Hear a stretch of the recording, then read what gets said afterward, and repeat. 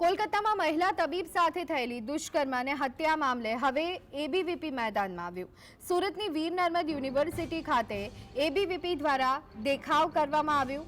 ABVP દ્વારા રાજ્યભરમાં વિરોધ પ્રદર્શન કરવામાં આવી રહ્યું છે અને આ ઘટનાના આરોપીને કડકમાં કડક સજા કરવા માટેની માંગ પણ કરવામાં આવી છે।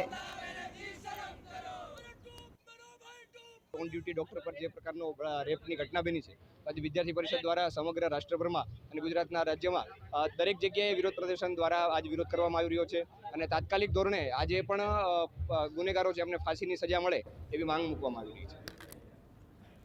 તો આ સંદર્ભે વધુ વિગત મેળવી લઈએ। અમારા સંવાદદાતા સાહિસ અમારી સાથે જોડાઈ ગયા છે। સાહિસ, જે રીતે મહિલા તબીબ પર દુષ્કર્મ આચરવામાં આવ્યું છે, હવે તેને લઈ અને એબીવીપી દ્વારા પણ વિરોધ પ્રદર્શન સુરતમાં, શું વિગતો?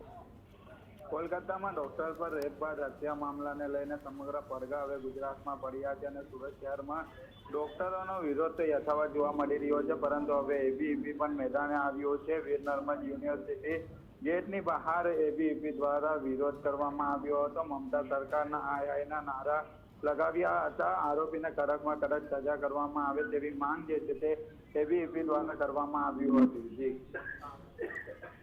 જી આભાર સાહિસ, અમારી સાથે જોડાવા બદલ અને સમગ્ર માહિતી આપવા બદલ।